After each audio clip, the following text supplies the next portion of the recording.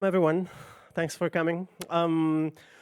This is one of those instances where we've been trying to play a little bit with format.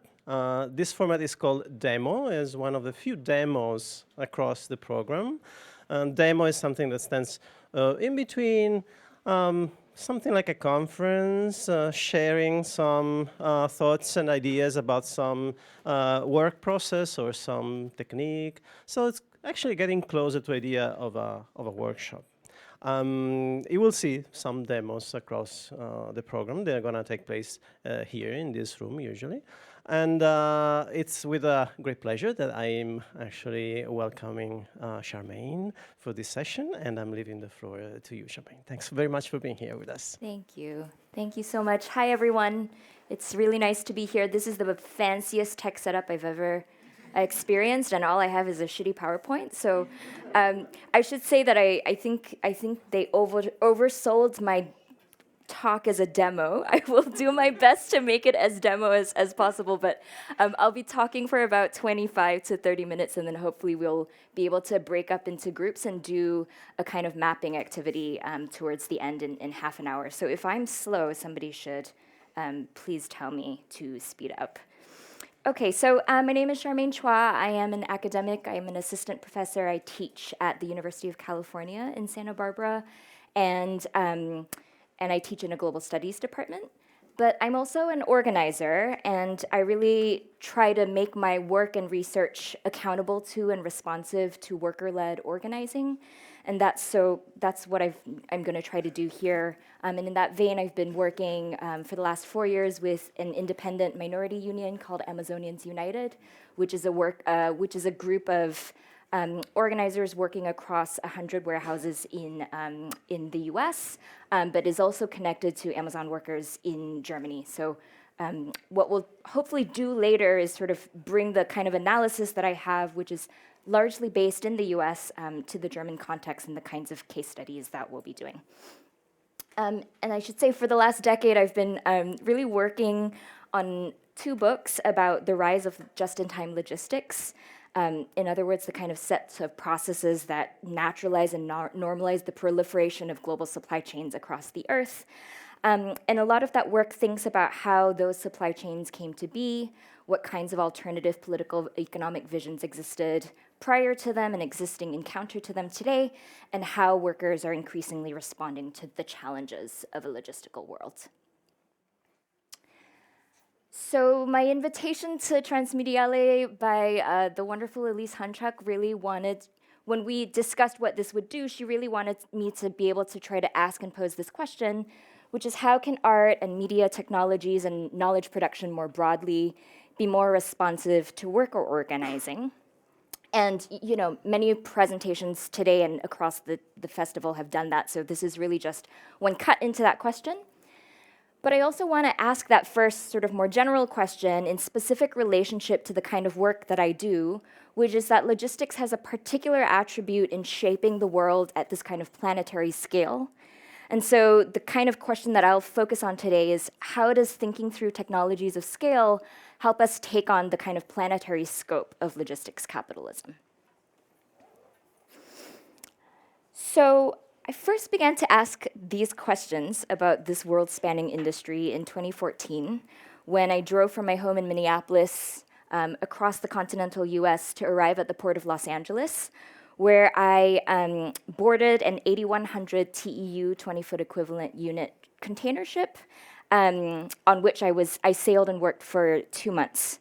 And as I sort of dragged my suitcase up the ship and checked into my cabin, this was the view before me. And once there, I stood and looked for a while. There's something both terrifying and beguiling about the seeming smoothness of the logistical machine, a kind of uncanny beauty to the technological sublime. From my window, I watched as dockers sitting atop these towering cranes moved in unison back and forth across the ship's hull, picking and unloading containers every few seconds or so. Containers in modular form expanded past the ship and well into the distance, 18 rows up the ship and then deep into the hinterland below.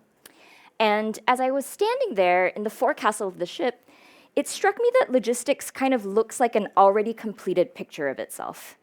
In other words, the picture before you was Los Angeles, but it could very well have been Cuba or Rotterdam or Shanghai or Bremerhaven. And so there's a weird way in which logistics is sort of premised on a kind of replicability of form, an architecturalism that sort of reproduces itself across space in a way that, that reproduces the image of logistics across space and time. So the first and sort of overarching argument I want to make in the talk is that the logistics revolution, which is sort of the broad set of processes that have been named the logistics revolution since the 1960s, was really a strategy to organize the whole Earth. From its inception, logistics was imagined as a kind of totalizing fantasy. When the shipping container was invented, it would only be viable as an object, even though it seems so simple, a box.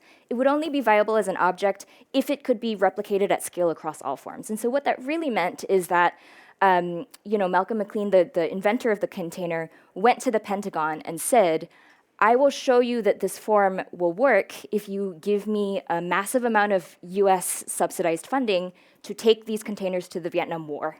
And that began the sort of proof of concept that the container sort of could be not just shipped across the ocean, but then replicated into forms through rails, to trucks, to trains, to ships, so forth. And so what we see is a kind of entire expansion of a logistical landscape that follows the kind of singular form of the shipping container. And so the shipping container doesn't just replicate and contain commodities from teddy bears to computers to raw cowhides in the same form, and sort of radically kind of alienate the tactile quality of commodities from ourselves. But it also does that in a sort of more general sense, in a planetary scale, through the logics that require the container to replicate also at a kind of larger scale, right? So as I was on the ship, what I saw constantly was ways in which islands got blown up, reefs sort of get dredged, ports are sort of constantly dredged at millions of tons a year in order to sort of create the space for ships to fall. Highways get built into, communities that require displacement, so on and so forth. So replicability in this sense really has this kind of logic of organizing the whole Earth. So you can kind of view the image of the world that logistics made in a picture like this, a bird's eye view of the world map. And what you can see from this picture is just how much production, delivery, and consumption are conceived of in this kind of whole Earth kind of organization, right? From the 1960s onwards, a lot of focus in academic work and scholarship on the kind of process of deindustrialization and manufacturing was really about how deindustrialization happened in the global north, in part because of intercapitalist competition between the US, Germany, and Japan, and shifted a lot of that to the global south in processes that are probably familiar to all of you as outsourcing and manufacturing. But there's been an increasing focus in more recent years on the movement of not just production itself, so the offshoring of the manufacturing alone, as a discrete part of the broader capitalist social formation, but also on the processes of transportation, the algorithmic sortation and processing, the computerization of delivery that has allowed technologically for companies to do things like predict the patterns of purchasing that you're about to purchase. So any of you who've purchased from Amazon obviously know that if you buy a water bottle, your predictive purchasing tells you that you next need a what? A water bottle. Another water bottle, or a backpack or a hiking vest that suits the aesthetics of your water bottle, right? So there are ways in which those predictive purchasing patterns have really started to shape logistics at this scale, so that what you see in this picture is really a way and conception of production, not just as something that happens elsewhere and then gets brought over, but production as but the world as a factory. And this is what the scholar Deborah Cohen calls the stretching of the factory across the earth. But I think that one of the things that is really interesting, so just to underscore, right, this logistics was in this sense a kind of vision and strategy to smooth the flow of capital and speed its circulation. And so it's not just an industry on its own, it's not just the shipping and trucking companies, it's the entirety of that vision of organizing the earth, right? But what I think is interesting about how this kind of world's eye view of logistics gets represented is that it's always pictured as a kind of broad-scale, abstract world map. And in fact, the way that we experience logistics is in the package that arrives at our doorstep, right? The kind of radically invisibilized way in which all of those processes of your AirPods that you bought yesterday being made in China, brought to the port of Shenzhen, put on the ship to Bremerhaven, taken off that ship, put on a rail, put to the truck, all of that sort of gets invisibilized in the single box that sort of appears almost as if by magic. And so there's a kind of concealment that kind of happens. And so what I'm going to try to zoom in on for most of today is the way in which logistics kind of appears to us from the vantage of the global north.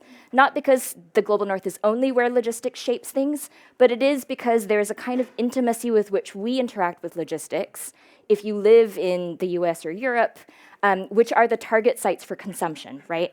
And as deindustrialization has happened, a lot of what corporate profit projections really rely on is that we keep fueling our consumption through debt and credit into constant cycles. And so what you see here is a logistical map from a collective that I've been a part of for a number of years, the Empire Logistics Collective, of all of the kind of intermodal choke points between rails, ports, Amazon, Home Depot, IKEA, a massive number of sort of large big box stores. And this map was actually made in 2014, so it's very outdated, and in fact, that footprint has really expanded. So this is a more up-to-date map, and this is just of Amazon facilities in the LA area. And you'll really see that if we try to follow the way in which logistics reproduces itself at this kind of geographical scale, it starts to shape urbanization processes. So the ways in which cities plan for new highways and new transportation zones and new logistics centers really starts to shape the city rather than sort of processes of responding to community itself, right? Okay, let me play a video for a second. Uh-oh. I need the internet. Let's see if that works.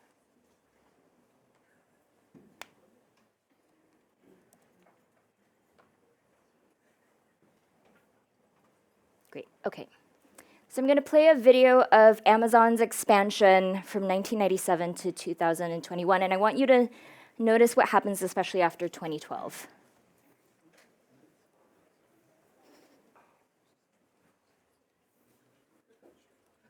That's not, okay. Sorry, give me 1 second here.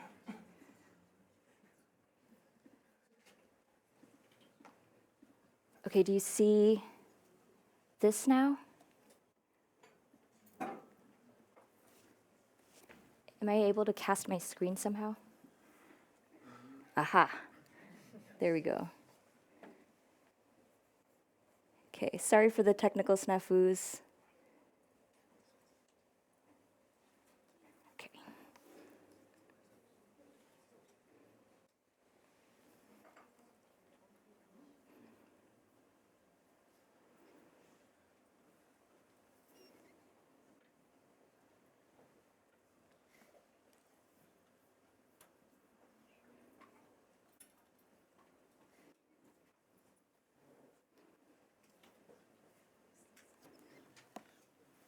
Okay, let's see if I can restart this.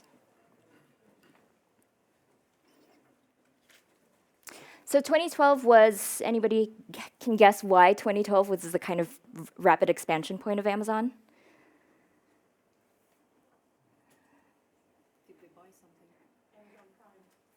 Who's that? Was it in the back? Thank you. That's when Amazon Prime was founded. So everyone's familiar with Prime, right? Okay. So Prime is really the sort of like process by which I think Amazon not only was just one player in the logistics industry, but actually began to shape how we understood production as a whole. When Prime was invented, Jeff Bezos went to his board and said, why don't we ask people to pay $99 for fast purchasing? And people were like, are you fucking kidding? That's ridiculous. Nobody will pay an extra amount of money to ship things. And he said, actually, what we're selling is the service of just-in-time delivery.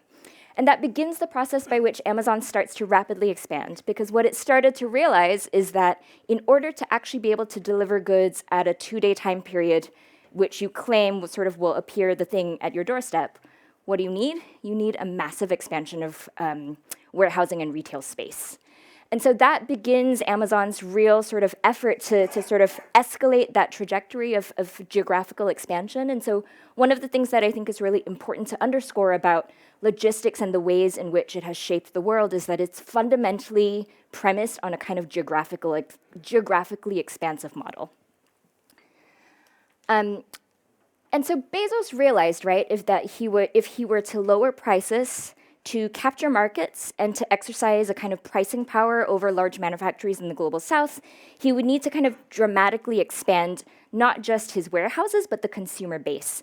When he started doing this in the 2000s, he started doing it in suburbs like Kansas City and areas in the US where if you look at the map, sort of the massive blank areas here, these are some of the places where he first started establishing warehouses, in part because they were really hungry for taxes.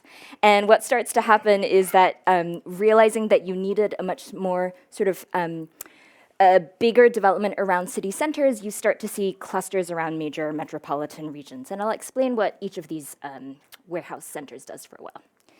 So the question that, what I hope to be able to do now is to kind of dive into how Amazon got shaped, according to what scholars, political economists call a power structure analysis. And then we're going to take sort of these 4 elements that I've identified and then sort of bring them into a workshop model shortly. And so power structure analysis or research is often used in the labor movement.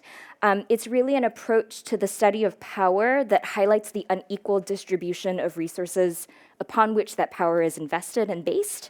So wealth, political elites, so on and so forth. And its express interest, right, is to analyze those power structures in order to yield insights that are directly useful for organizing. I'm going to go through this really quickly, but one of the things that I think is important to point out about the historical context is that that period of deindustrialization that I was referring to earlier from the 1960s up till the 1970s really sort of pushed manufacturing to the south. But of course, what happens in the global north is a massive decline in manufacturing growth at the same time that the service industries start to really shoot up. And everyone from mainstream economists to Marxists all sort of generally agree that the service industry is much more precarious, far less stable, less prone to unionization. It cleaves off workers into much smaller sectors, which then makes sort of large-scale mass collective power less possible. And this is sort of the world in which we're dealing with when we ask questions about sort of what jobs look like, right, in the industrialized north. Okay, so Amazon grows surges during the pandemic.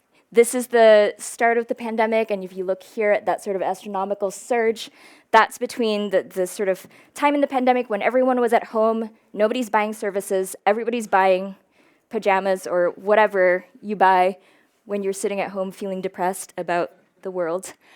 And so Bezos really cashed in, right? This dude, his net growth, so Amazon grew 200%. Bezos' net growth grows by $90 billion in the 2 years of the pandemic. He's now worth $20 billion.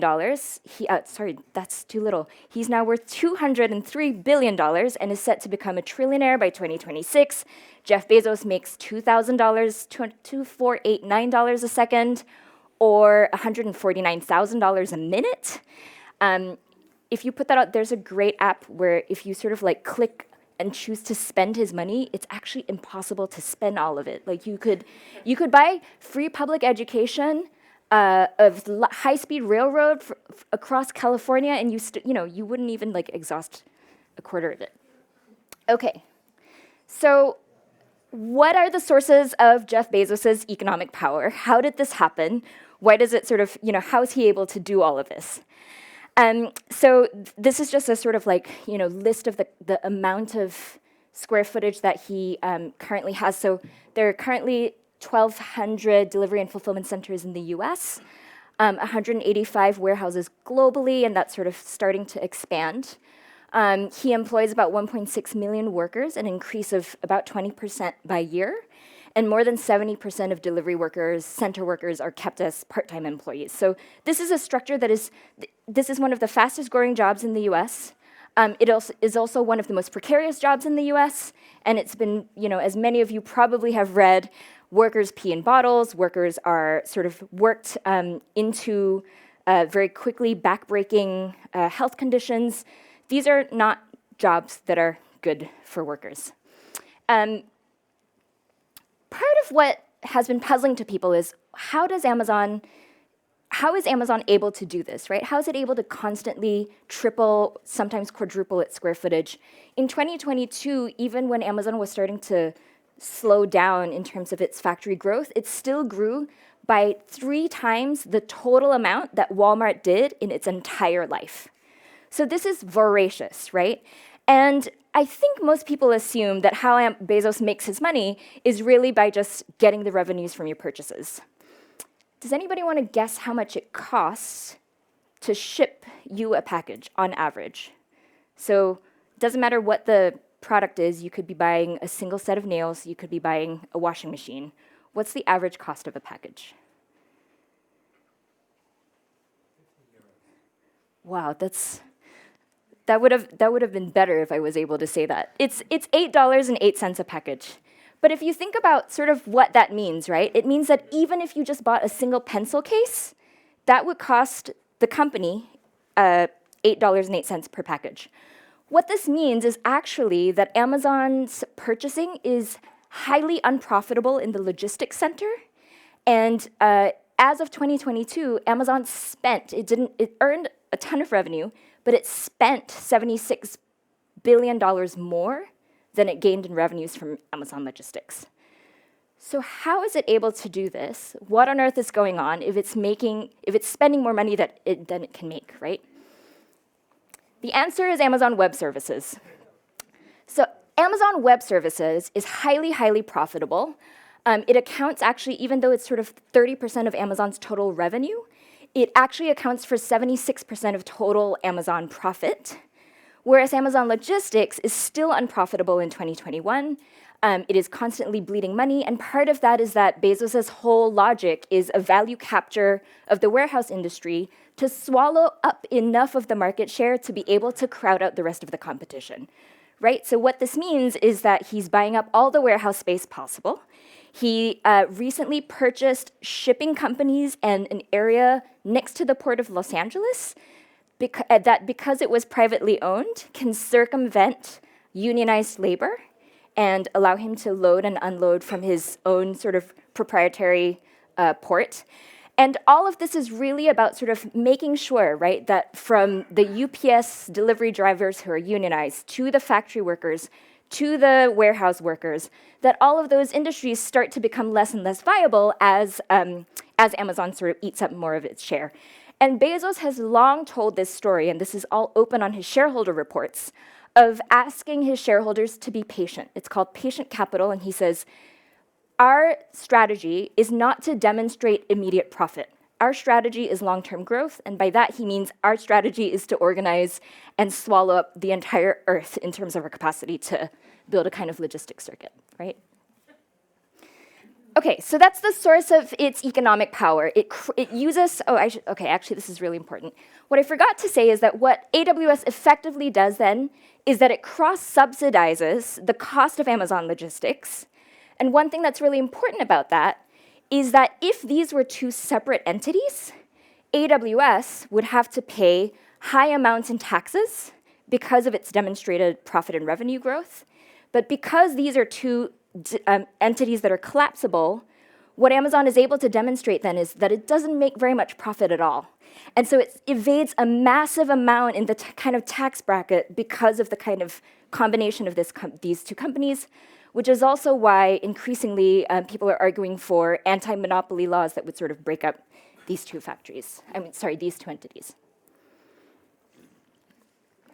Okay, so the other context that I think is really important is now we're moving to sources of political power. How does Amazon mobilize political elites to kind of support its vision? And what you see here is, again, the kind of map of Amazon warehouses. But what's worth saying is that these are also revenue-hungry suburbs. So between the 1980s all the way to the 2010s, what starts to happen is that suburbs, as more and more white-collar workers move out into the suburbs, that suburbs start to kind of separate themselves as municipalities, distinctly from US city centers in the US. I don't know what happens in Germany. But if you start to see what those suburban tax municipalities start to realize as deindustrialization sort of increases, is that they are starting to really need revenue of different kinds. And the service industry doesn't sort of solve that problem adequately. So what happens when Bezos realizes he needs to start expanding this network in the 2010s is that he goes to suburbs and he asks them to subsidize the cost of warehouses. This was going on way before Amazon headquarters started to sort of garner global attention and global protests. It mostly evaded the view, right, of most academics and scholars, in part because we're not looking at suburbs and we're not thinking about the ways in which suburbs are sort of subsidizing taxes. But revenue-hungry suburbs started to really soak in Amazon revenue to the point that a friend of mine who I'm writing this Amazon book with, who's now sort of working as a housing urban planner, said that when he was in Kentucky last week, the Kentucky city board were sitting around talking about their future growth, and they said, well, our growth isn't really from well-paid tech workers. It's from lower-waged logistics workers. And so what we need to do is subsidize massively Amazon's footprint in Kentucky so that we can also then start building houses to house these people so that we can attract Amazon's construction here more so than other places. So there are massive ways, right, in which housing, which should be a public good, which should be responsive to need, actually starts to sort of follow the logic of where the money flows. So just a kind of example is the Inland Empire, which is kind of in LA, if you remember that map, the area around here. And the thing that's important to point out is that why Amazon locates its warehouses in suburbs is that they are in a concentric circle close enough to the city, but not as expensive as real estate in the city, right? So suburbs become a kind of reverse in which they become sources of cheap labor and cheap land. So this is a Amazon facility proposed as of 2022 in Victorville, California, whose median income is $20,000. California's median income across the board is $65,000. So as you can tell, this is a really revenue-hungry suburb. And Amazon has actually located at least 170 of its new or soon-to-be constructed warehouses in precisely these kinds of areas where median income is far lower than other places. And Paul Granillo, the president and CEO of the Inland Economic Partnership, which is really kind of like a business lobby, said this: Amazon's roughly $20 billion investment in the Inland Empire has helped our region become a national leader in the goods movement industry. The more than 40,000 jobs created by Amazon allowed the Inland Empire to weather the economic downturn better than our neighboring counties. So one thing I want to just point out that's really, I think, important is that the constant claim about inviting Amazon into cities is that it creates jobs. Research has found that if you calculate the total growth in logistics employment and square it with the stagnation of service jobs, it's actually a net loss. So logistics jobs grew by 90.6% in 2021, whereas service and retail jobs grew by 7%. And what research has found is that as Amazon sort of grows, it, as you sort of would imagine, leads to the death of brick and mortar stores, which leads to them closing, which also sort of takes all of the people who were formerly employed in brick and mortar stores out of the employment pool and into Amazon logistics pool, right? So this is kind of what is happening even as Amazon kind of creates this lie that it's creating jobs. And businesses do a lot, right, to sort of lobby for and encourage this growth. Okay, I'm gonna try to speed up here, but what I wanna point out is that something really important happens, which is that the question of what happens to the urban poor becomes really important, right? As tech booms bring skilled workers and migrants into the city, that's a picture, for example, of Seattle, which really started to, in the aftermath of deindustrialization, really start to invite tech work into its city center, which of course creates, as you can imagine, massive gentrification. All of those rising rents then force poorer residents out to the city's edges and into poorer suburbs.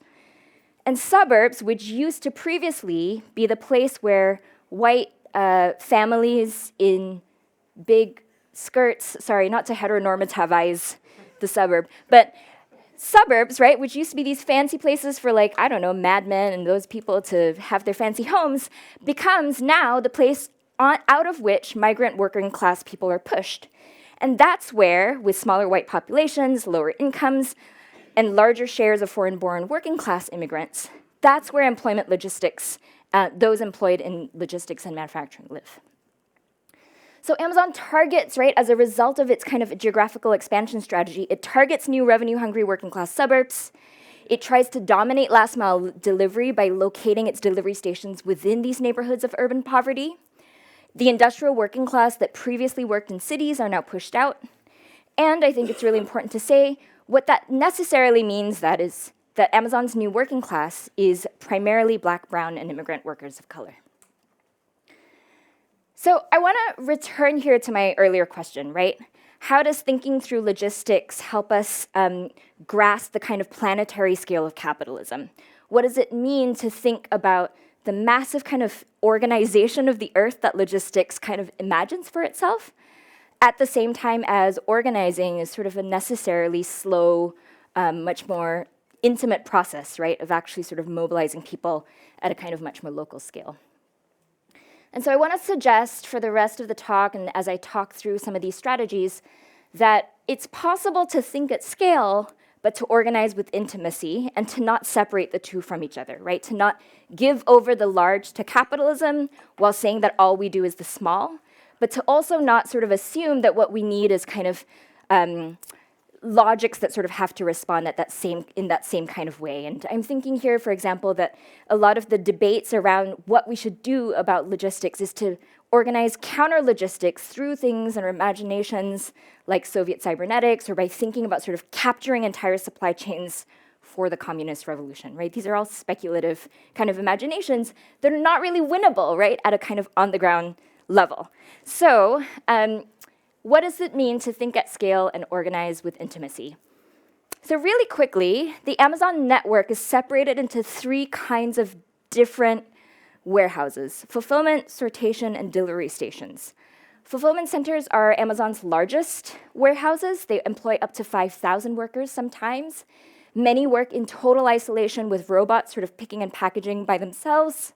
Sortation centers are where goods that come into fulfillment centers then get moved to a second largest facility, which then puts and sorts them into pallets or into neighborhoods, depending on the different kinds of structures. And then sortation centers then load those onto trucks to delivery stations, which are usually the smallest facilities located closest to cities, where workers then sort those packages and then put them onto vans. Okay, here's why this is important. If you look at these pictures, these are fulfillment centers, and if you notice, they're sort of incredibly isolated spaces that are kind of isolated in terms of their work process.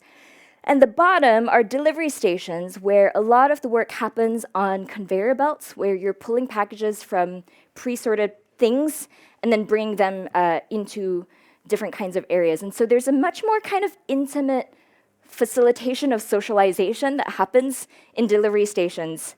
And this is why, for Amazonians United, the union that I've been working with, the logic of organizing sometimes says, okay, if we think at scale, we should think at the largest scale, right? We should think at the fulfillment center, and we should organize the fulfillment center. And what they've decided is that it's harder to do that, and so what's important is to organize at the sort of smaller scale delivery station where interaction happens in a much more intimate way. It's easier to facilitate socialization, and it's easier to then sort of build from the ground up a kind of slow reconstruction of class consciousness. So if you look at sort of disruptive maps, this is kind of how, a labor consultant, a management consultant will map the kind of effects of failures and effectiveness of disruption. And you see where labor rest and multiple port closures and multi-sited stoppages are located, they tend to be on the sort of severe, high likelihood, high impact scale of the survey. So rather than think at the scale of the fulfillment center, Amazonians United has decided on an analysis in which, because of Amazon's kind of distribution strategy, which relies on a kind of, if you can see here, this is New York City, which relies on a kind of concentric circle of delivery stations, what you'll notice here is that these in the blue dots are fulfillment centers, that's a sortation center, and everything else is a delivery station. So fulfillment centers may have a higher impact and a larger number of people organized, but delivery stations are actually far more plentiful. And it's actually easier to kind of be able to get a job at them and to be able to organize within them. So these are isochrone maps that I did with my student research team of driving times. And you'll note that this is an isochrone driving time of 20-minute radiuses from each of these facilities. And then when you map 10-minute driving times, it obviously shrinks, but you start to be able to map and predict where Amazon's going to build its next warehouse. So this zone that's sort of uncovered by a 10-minute drive time zone, that is indeed where a new proposed facility was built in 2022. And the other thing that's sort of really important about this is if you note these dark blue spots, those are mapped onto median income by zip code. And so these areas are the richest areas with the highest median income. Those are the areas with the lowest median income. And if you notice where the delivery stations are, they very obviously are in zones that are sort of have cheaper land. I mean, the starkest example is out here in the Hamptons, where the one delivery station is like in the little industrial zone in the middle of all of the really big mansions. So that's one, right? That thinking at scale and organizing with intimacy requires us thinking actually about not giving up the idea that you can kind of choke off a kind of pretty massive set of goods, but if you strategize to do that in a kind of multi-work stoppage, what Amazonians United has been able to do is organize enough warehouses that they've been able to stage multi-sided walkouts at a given point in a day. And so they've been able to do this, for example, at 5 different warehouses in New York and then 6 different warehouses in Chicago that have done a lot of kind of shutting down in this way that actually kind of paralyzes Amazon's network. Because the thing that Amazon can't do, right, is it's not sending goods out. It's actually relying on bringing goods in and bringing goods in on a really sort of time-constrained schedule. So if you stop enough of it, it has a massive effect. The other thing about thinking at scale is that one of the ways that that Amazonians United has really started to think about what it means to organize America's new working class, if you take really seriously the fact that most of them are Black, brown immigrants of color, and many of them are women, is that the issues on the shop floor are not just related to the shop floor effort alone, right? So some of it may be about how packing pallets breaks your back, and some of it might be related to the labor process itself, and indeed they organized around things like COVID health and safety inspections. But there are also a lot of other struggles in the sphere of what scholars call social reproduction, where the concerns of mothers, of caregivers, of people who often, because of the kind of precariousness of Amazon jobs, have to work sometimes 2 jobs a week, get sort of centered in how they think about organizing. So what you're seeing here is a campaign that happened when Amazon started to shift to what they called a megacycle. A megacycle is when they sort of shifted the window of like working shifts from 12 p.m. to 8 a.m., which meant that if you worked overnight, you could go send your kid to school the next day. they shifted that from 2 a.m. to 11 a.m. And what that meant, and they really did this to sort of like extend the window from which you could order next day delivery. But what that meant is that mothers who had to send their kids to school, mothers who had next shifts to go to because they worked two big backbreaking jobs, were not able to do that anymore. And so Amazonians United in Chicago launched a campaign called Stop Megacycle, which sort of centered the needs of mothers and single parents. There are also sort of multi kind of examples of this. They've also organized for transport passes to recognize that housing is sort of increasingly further away from the place where you work. They've organized to house and help with the deposit and down payment for different mothers, some of whom were escaping situations of sexual violence. And they've been very front and center of many of their cities' Black Lives Matter and police abolition movements. And all of this is sort of in the express recognition, right, that if we are really organizing where the working class is now located and we take really seriously the central issues that are facing them, they aren't issues that we assume are like boring white man labor issues, right? They're actually the kinds of issues that even anti-racist community organizations really want to center on, but in fact are sort of missing the kind of centrality of working class people to them. Okay, I took way longer than I wanted to, but we've still got 20 minutes. And so I'm gonna move now into a kind of workshop type model, and we won't have much time to do this, but if you brought a phone or a laptop, now might be a useful time to work with them. And I'm gonna propose 3 different kinds of groups, but you should feel free to do your own if you think all of these are boring. But I'll kind of think through what they are in turn, really fast. So 3 groups, let me just kind of move through them. So, and if this interests you, you should take a picture because I can't go back to all of these slides at once. But Supply Chain Solidarities Group 1 will look at Amazon, which is building its new European headquarters in Berlin. Here's the task. You are a member of an organizing committee made out of housing activists, tech workers, and warehouse workers that wants to stop Amazon. Brainstorm an effective campaign. What is your demand? Where does your power lie? How do you build solidarity across these struggles? And what would build the most effective campaign? So I kind of listed the power structures to consider, the historical conditions, right? How and why is the HQ being built now as a kind of answer to jobs? Or what are the claims? What are its sources of economic power? So what is Amazon's economic interest in building in Berlin? What kinds of tax breaks or subsidies is the Berlin municipality handing out?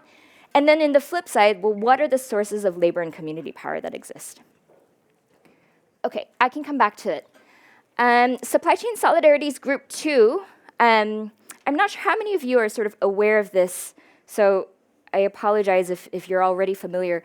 But if you look at the map, this is the Amazon warehouses in Germany. And if you look at the border of Poland, these are the Amazon warehouses that are sort of just across the border, right? Less than an hour's drive away. And because German Amazon warehouse workers are unionized, what Amazon really started to do in the 2010s to 2012s is that it started building in Poland. And it was expressly a strategy to divert and circumvent organized labor in Germany and sort of sidestep it by building these warehouses in Poland. I mean, the most stark way to sort of exhibit this is that Poland itself did not have an Amazon website until 2020. And so what that means, right, of course, is that it's not targeting the Polish consumption market. It's seeing Polish warehouses as a way to sort of redirect German labor. So your task, if you're interested in this group, is to think about how to build internationalist solidarity across these 2 borders. And this is much more complicated than building solidarity in an American context, right, where you can build around a suburb. This is across a border and sort of, subject to different kinds of labor laws and different mechanisms. But what would it look like to build a solidarity strategy that sort of takes that same kind of logic that I presented around what it would look like to figure out the choke points and organize along these kinds of cross-border lines? And then the third group is for the artists in the room, just because this is Transmediale. And so you are part of an artist collective trying to make art and technology that is directly useful for workers' struggles. Amazon workers have told you that employers' surveillance and secrecy makes their organizing really difficult. And so they've identified the need, and these are actual needs that Amazonians United has identified. So if you come up with real solutions, that would actually be really helpful for our organizing. That it's really hard to talk to each other during breaks. They want to calculate the financial damage of their walkouts, and they want to have more effective ways to track postal codes where packages in their warehouse are going. So pick any one of these and brainstorm ways that you can assist in their labor organizing. And I thought I'd just reference here really quick the work of Grayson Earl, who's in the room over there, my friend, who's done a lot of sort of worker-facing projects like this. So one is the Illuminator, which is a guerrilla projection group that has used a simple projector on top of a van and done guerrilla projections all across New York, all across the US, and all across Europe, in which they sort of respond to activist calls to kind of do this kind of projection as a call-out. Grayson also hacked the New Museum when they were showing a Hans Haacke exhibit and sort of satirically hacked the survey that they were collecting to kind of turn it into this form of response, particularly because the workers there were organizing a union and the museum was sort of being very anti-union about it. Or you might think about the White Collar Crime Risk Zones project, which kind of uses the idea of, are you familiar with crime maps that kind of map heat zones of where crime happens, deeply racist stuff, where they kind of invert that logic on its head and it uses machine learning to predict where financial crimes are most likely to occur. So these are all sort of examples of projects that I think are useful models or examples of thinking with workers and with worker-led organizing. And we have 10 minutes, so so I'm going to suggest maybe that folks talk in groups of 3 maybe, and pick a project as a group of 3. Does that work? And rather than try to make people run across different sides of the room, perhaps we can just decide on a project amongst the people that you're around, and we can kind of come back at the last 2 minutes to chat.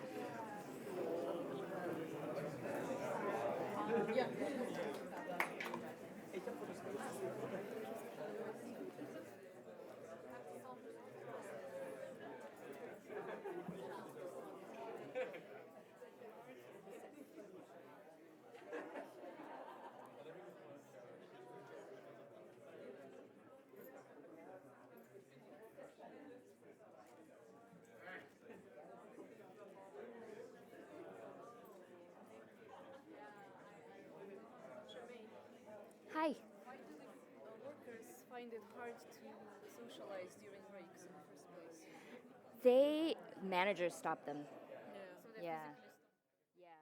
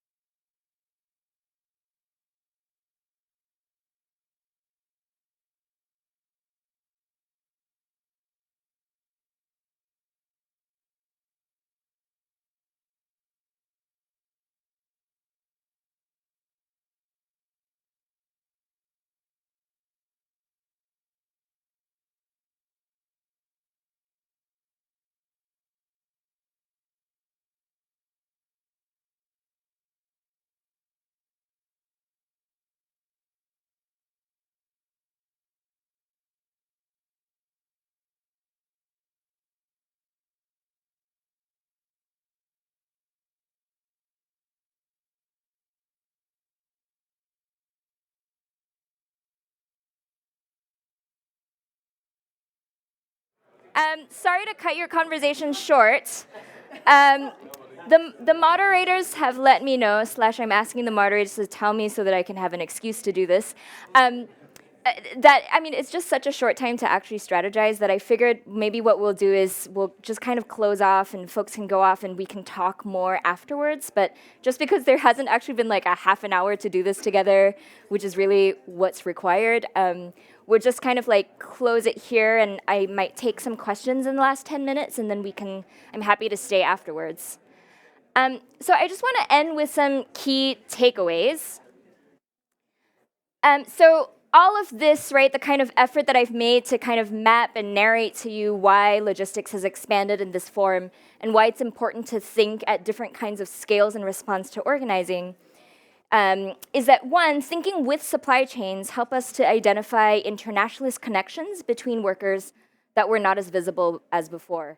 So one of the things that I think is really unique about the way that we think about planetarity in supply chains is the way that they actually materially link, right, in increasingly consolidated forms, different markets that kind of come together and congeal because of the way that logistics kind of maps its expansion. And so thinking through the supply chain actually helps us grasp what a technology of scale is in a kind of actually very tactile form that connects workers kind of in the same company, right? So if you work as a shoe manufacturer in your urine, you're actually much more connected to the company that buys your shoe now than you were when sort of businesses were much less consolidated. The second is that thinking at a planetary scale does not always mean that we have to respond with the same logics of bigness, right? We don't have to say that because the capitalist social formation thinks at this massive planetary scale, that our organizing also has to be at that scale.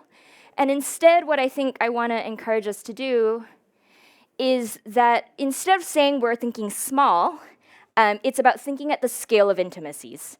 So how do you organize in collectives that are familiar to you, that are in your city, that are in the people around you, but to think about strategic ways in which that kind of moves upwards, right? And I think the important thing to say here about scale is that scale isn't just about size. Scale is actually about proportion, right? So in architecture, when you think about scale drawings, scales are about a 1:64 scale or a 2:30 scale. And it's really about thinking about the proportionality with which the thing that you are doing then starts to correspond to the kind of larger network that you're thinking through. So I really want to sort of say that if there's one takeaway from this talk, right, it's that thinking at scale and organizing with intimacy isn't necessarily about just thinking small or thinking in sort of minoritized fashions. It's actually in thinking about how those intimacies then can scale up into different modes of relationship. And so organize with intimacy, but in ways that strategically converge. Okay, I'm happy to take, if there's time for it, some questions. Yes?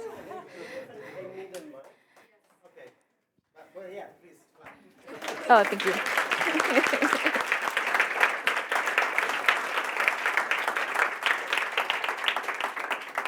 Thank you. My question is actually very brief and practical. This strategizing game can be done at home with our friends or in a classroom. How should we do it? At home with your friends, in a classroom, at a dinner party, on the train, anywhere. And I'm happy to send these slides to anybody who needs them if you would like or if it'd be helpful. But so the three groups are actually cooperating or fighting against each other? No, those were just sort of three ways in which I thought it would be useful to kind of use this analysis in some sort of specific German contexts.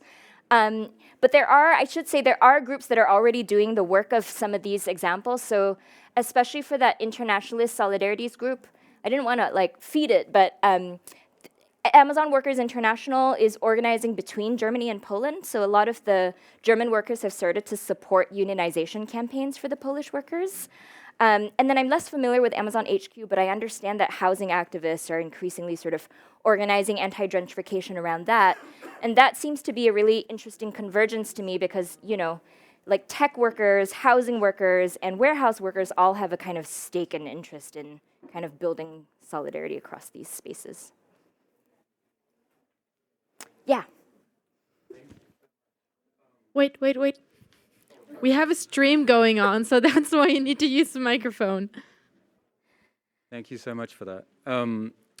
I was really struck by the way the demands and some of the tactics that you were describing and organizing. Thank you. Yeah, maybe converge with some of the politics of like post-workerism in Italy in the 1970s, especially like some of the demands around like transport and social reproduction. But I'd be interested to hear a little bit about how organizing around like what gets called the hidden factory like diverges from organizing around the social factory. That is such a good question. I'm not sure I have a smart answer. I would say that a lot of the tactics are the same. I would say probably the biggest difference is that the scale of market capture with Amazon just makes it so that these are post-workerist strategies, but they're not happening in separate warehouses and factories that are sort of disconnected from each other. They're actually happening sort of thinking with the Amazon network itself. So I think probably the self-reproduction, thinking about social reproduction and organizing in the sphere of sort of stuff beyond the immediate struggle of the shop floor is very similar to post-worker struggles. The thing that feels very different is the sort of like thinking about the concentric circles that Amazon delivery really thinks about and thinks strategically about multi-worker stoppages that sort of are within the same company and within a network that relies on their simultaneous working, right? Yeah, but that's a great question. Thanks. I can take maybe one more. Yeah, we have time for one more question. You mentioned that as Amazon Web Services, that actually is the profitable bit of Amazon. Do you know of any mobilizations, worker mobilizations on Amazon Web Services? Because it's a very different industry. Yeah, and absolutely. it's also data centers, maybe don't have a lot of people. Right. But it's not about data centers only. It's about all the underwater sea cables. You mentioned shipping fleets being bought and this whole internet complex, which enables the logistics. What are the mobilizations on Amazon Web Services, if any? So glad you asked that question. I think in terms of the infrastructural networks that you're talking about, data centers, undersea cables, as far as I know, there hasn't been concerted action to, let's say, specifically sever Amazon cables. But I think as far as Amazon Web Services goes in terms of the tech workers that make it function, there is a growing tech workers coalition based in the US. I'm not really sure about whether there is a sort of similar structure in Germany, although I assume there is. And what's been really interesting about AWS's tech workers and the solidarities they've been trying to build is that they've explicitly tried to do that in a cross-sectoral fashion. So Amazon tech workers in Seattle recently launched a campaign to push for Amazon to adopt Green New Deal environmentalist policies. And a lot of the reason and kind of like platform on which they did that was to argue that global warming and climate change were hurting warehouse workers the most. And they launched this campaign in the summer when a couple of warehouse workers died from overheating and heat stroke because Amazon warehouses were sort of just not sort of structured in a way that allows ventilation. And when a couple of people died because a hurricane blew off a roof of one warehouse in Kansas.